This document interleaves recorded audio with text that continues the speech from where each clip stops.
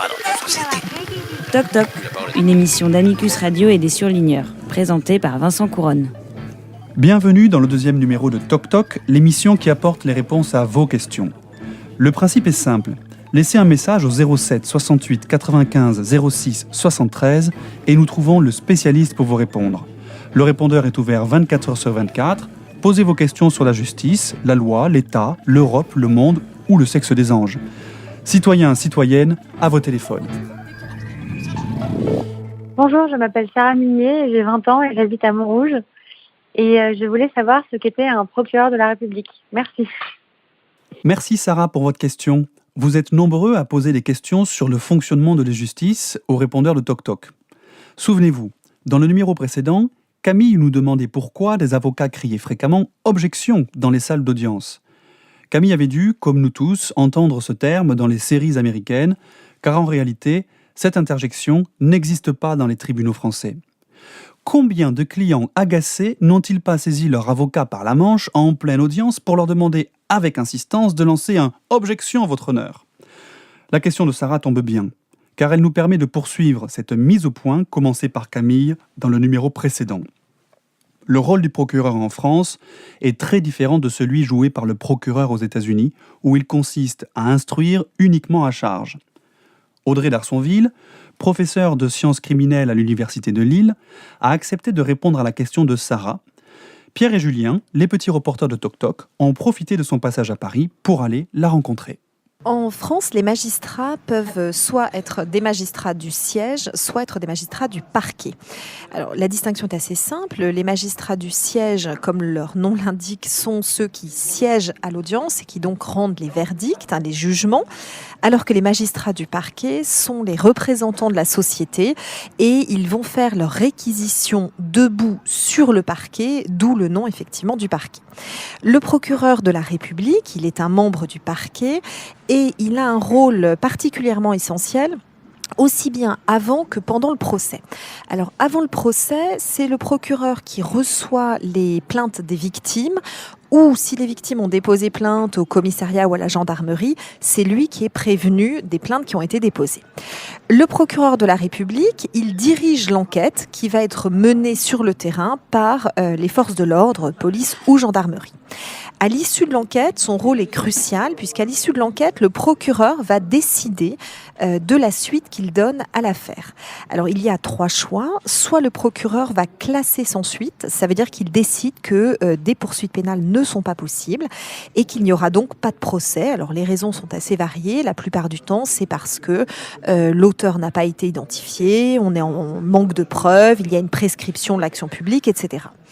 Le procureur peut également décider une alternative aux poursuites, c'est-à-dire qu'il va décider un rappel à la loi, une médiation pénale ou alors une orientation encore vers une structure sanitaire et sociale.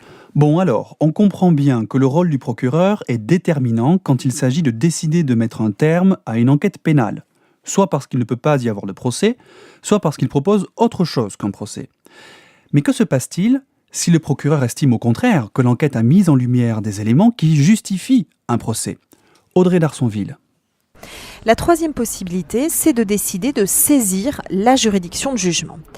Intervient alors l'audience et le procureur de la République joue alors aussi un rôle pendant l'audience.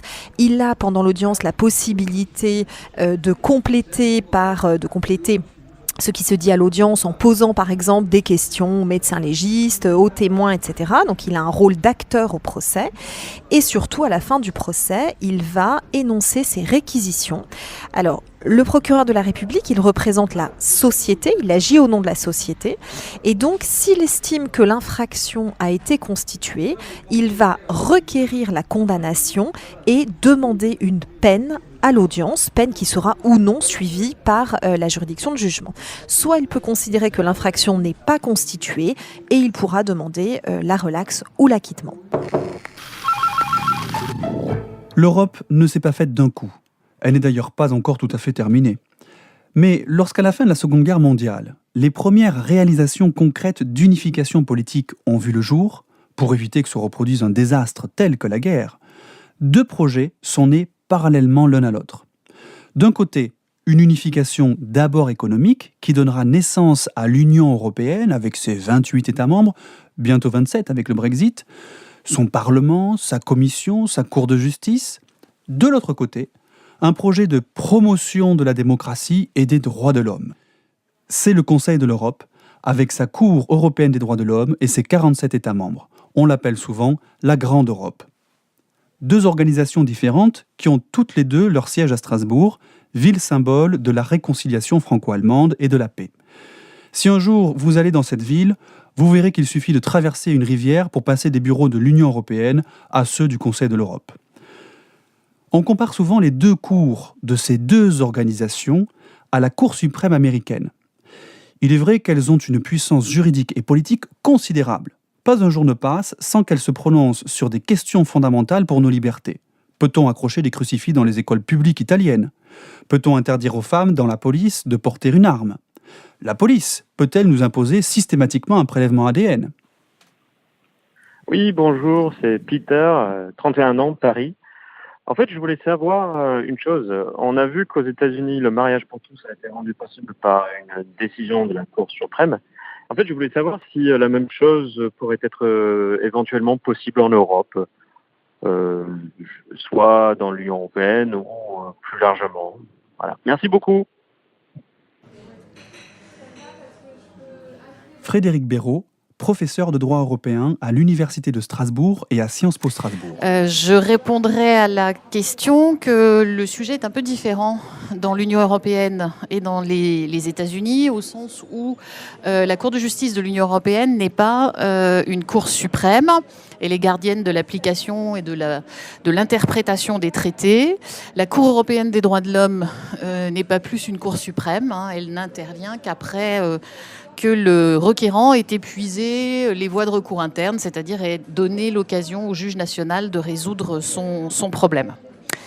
Néanmoins, ces deux cours pourraient avoir une influence sur la question qui est posée, au sens où elles protègent la non-discrimination. Aucune de ces deux cours ne pourrait autoriser ou refuser d'ailleurs le mariage entre personnes de même sexe, ce qui relève pour le moment des compétences des États membres ou des États parties au Conseil de l'Europe. Les deux cours pourraient en revanche influencer l'interprétation des droits nationaux. La Cour de justice, par exemple, prohibe toute discrimination à raison de l'orientation sexuelle, ce qui suppose, par exemple, que la libre circulation des couples de personnes de même sexe ne doit pas être rendue plus difficile que pour un couple hétérosexuel. De la même manière, la Cour européenne des droits de l'homme pourrait influencer l'interprétation des droits nationaux. Il est vrai qu'elle reconnaît elle protège dans l'article 12 de la Convention européenne des droits de l'homme le droit au mariage, mais ce droit au mariage ne pourrait pas être imposé comme étant nécessairement mariage hétéro ou homosexuel. La Cour européenne des droits de l'homme pourrait par contre, ce qu'elle a déjà fait, considérer qu'il ne doit exister aucune discrimination dans le droit à une vie familiale stable. Et donc, elle protégerait aussi, via le principe de non-discrimination, toute différence de traitement entre des couples de personnes de même sexe et des couples hétérosexuels.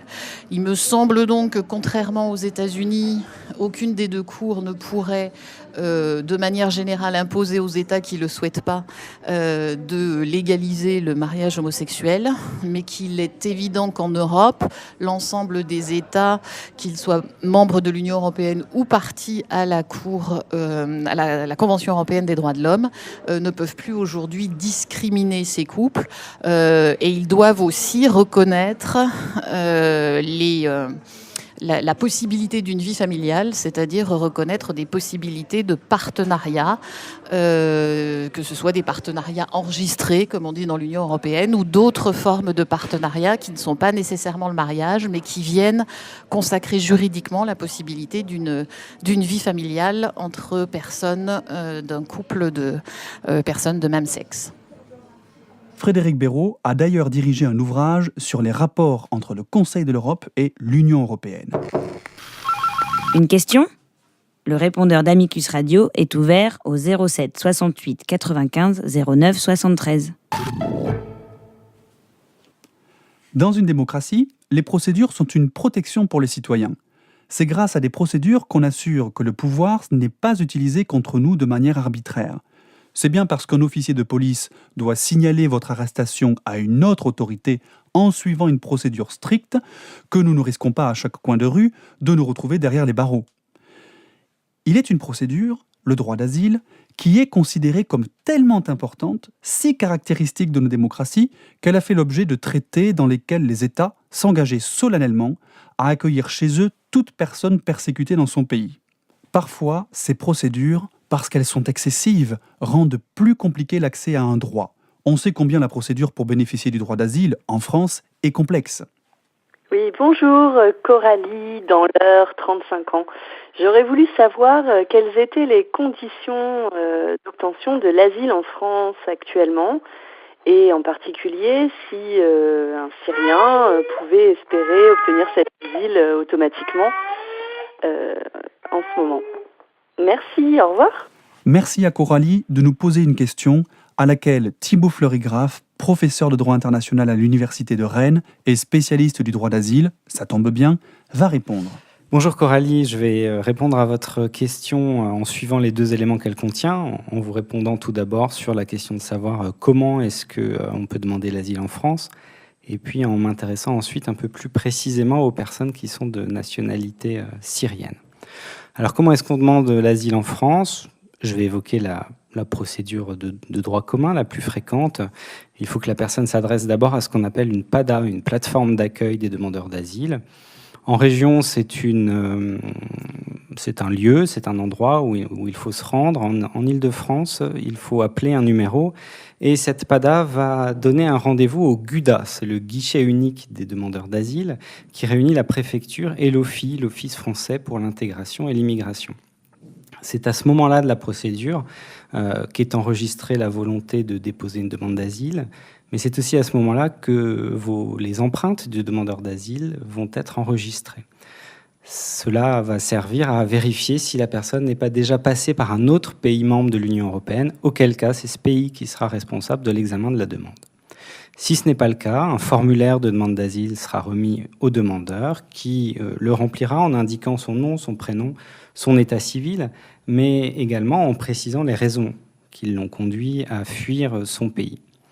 Ce formulaire, il doit être déposé à l'OFPRA, l'Office français de protection des réfugiés et apatrides. Il sera confié à un officier de protection qui va instruire la demande et qui convoquera le demandeur à un entretien. C'est une obligation, cet entretien individuel. Il va être destiné à vérifier quelles sont plus précisément qu'exposées dans le récit les raisons pour lesquelles la personne est venue. À l'issue de cet entretien, l'officier prend une décision, soit une décision de protection, soit une décision de rejet. En cas de rejet, la personne peut toujours former un recours devant la Cour nationale du droit d'asile qui réentendra la personne, la reconvoquera en audience et il sera entendu par 3 juges qui prendront à nouveau une décision, soit en confirmant la décision de rejet de l'OFPRA, soit en acceptant de protéger la personne. Alors ce qu'il faut comprendre, et cela permettra de répondre ensuite à la deuxième partie de votre question, c'est que 2 types de protections différentes peuvent être accordées.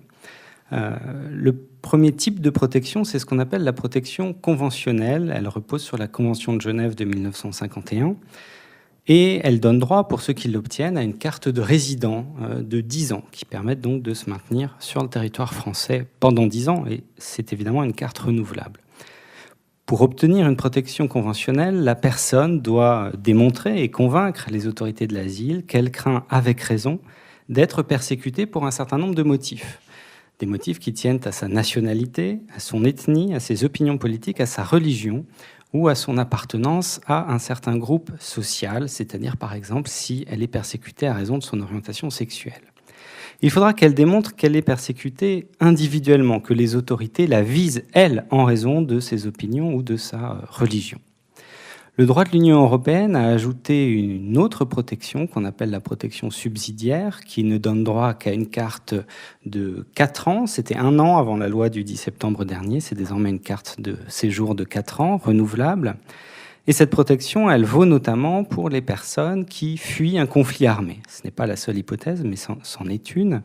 Si la personne est un civil qui fuit un conflit armé de haute intensité, elle pourra obtenir cette protection.